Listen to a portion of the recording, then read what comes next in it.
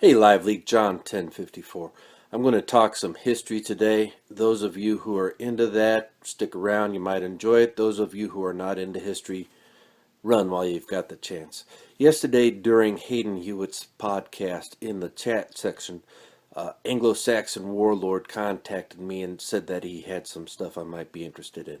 So he sent me a link to a Wikipedia article about a fellow named John Evans.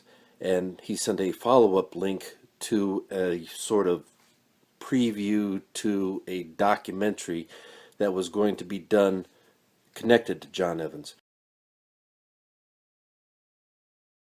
John Evans was a Welshman who lived about 230 years ago, and a modern documentary was being done on him by a fellow named Griff Rhys. Griff Rhys is a musician living in Wales, and he was doing this kind of whimsical presentation about John Evans.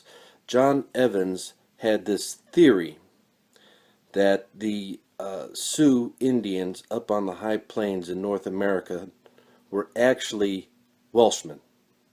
He had heard this rumor that the Sioux actually spoke Welsh, and he actually mounted an expedition to the high plains, which was completely wild territory. There were no settlers there at all, maybe a few French missionaries and trappers, but there were no Anglo-American settlers there yet. But he went up there and he toured all over the area, met with the Sioux, trying to figure out if they were speaking Welsh. And of course they weren't. John Evans died later on in New Orleans before he could get back to Wales, and he died away from home. Griff Rhys, he was doing this kind of whimsical documentary about him in which he took this big old John Evans puppet to the Sioux reservations up in the Dakotas, and he was meeting with the Sioux and asking them about their language, asking them if they spoke Welsh, and he was putting on concerts up there. And this was kind of I guess you could say it was a nationalistic thing, because speaking Welsh is kind of a symbol for local autonomy in the western part of the UK. And it was, all I saw was the preview to it. I guess it's being shown in England. It probably won't come over to the States until Netflix picks it up in a year or two. But the preview that I saw was pretty fun to watch. And it brings up a kind of a pseudoscience which was really popular a couple of centuries ago. A lot of people held the theory that the American Indians, the Native Americans here, were actually descendants from either the Irish or the Welsh, or they were the lost tribe of Israel. And a lot of highly educated Europeans and Americans as well were looking for evidence of that. And it was treated as a serious theory. The scientific method was not that highly evolved at the time, especially for what you could call the soft sciences. And there wasn't a good sense of what constituted good evidence for a thing and what didn't. So a lot of pretty respectable researchers got caught up in this whole theory. John Evans was one of them. A couple of years ago, there was another live leaker, Owen Higgins. A lot of the old timers remember Owen Higgins. He sent me a link to a book that it was either his great-great-grandfather or his great-great-grand-uncle wrote back in the 1830s or 40s.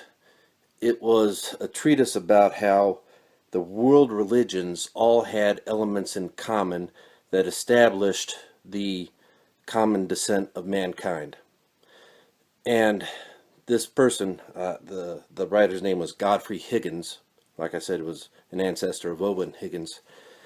He said that the various items that the world religions had in common showed that they were related, and he looked at examples of Aztec religion and Inca religion, and he drew various elements from it and established in his mind and in one of the chapters of his book that the Incas and Aztecs were actually Jews, that their religion had come from the ancient Hebrew and that they were the lost tribes. He didn't do it linguistically. He had done it on the basis of religious beliefs. And although I am sure that there are a lot of things that different religions have in common, I really don't think that the ancient Aztecs were actually Jews. That's silly. But it was treated as a serious theory back then, and the writer, Godfrey Higgins, and the explorer before him, John Evans, they were not considered crackpots. They were respectable gentlemen who had done their research conscientiously and were working honestly. They were just dead wrong is all. Another one was from my neck of the woods, Tennessee.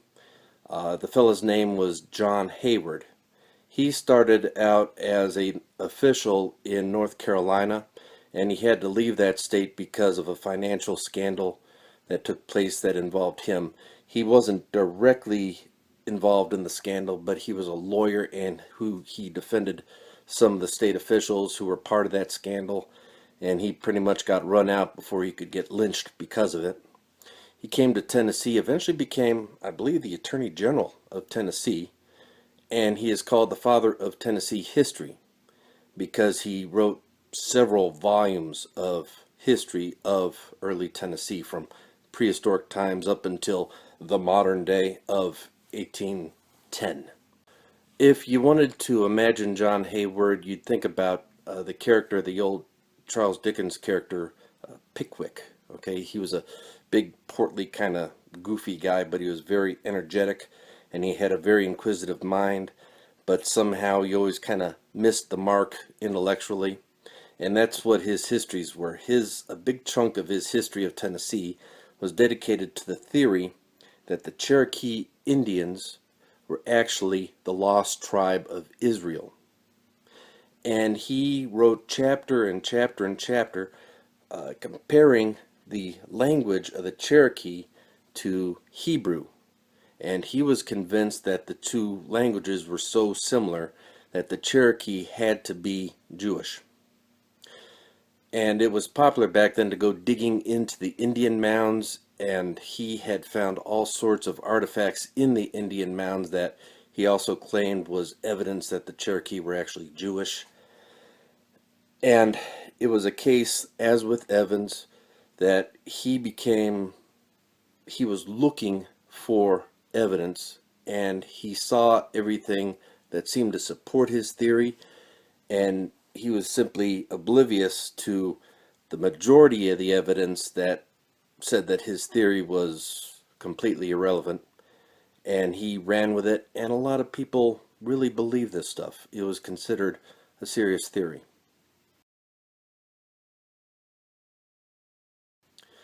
There was a third person, actually there were lots of people who subscribed to this, but there was a third person who subscribed to this who had a major impact on history.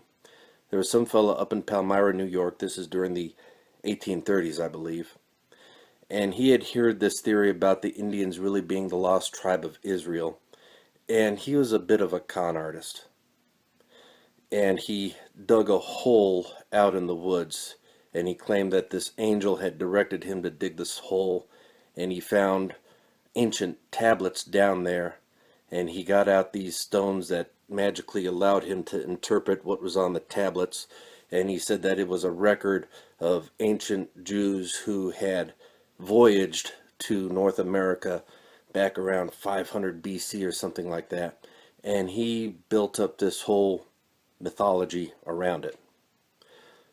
By 19th century standards, he was an excellent writer, and he actually published a book about it, and it was almost like the Scientologists. You know how the Scientology religion cult started out as a work of fiction by L. Ron Hubbard? This guy wrote essentially a work of fiction, and that people took it really seriously. The writer's name was Joseph Smith, and the cult that built up around him is today known as the Mormon Church. Cheers, Lively.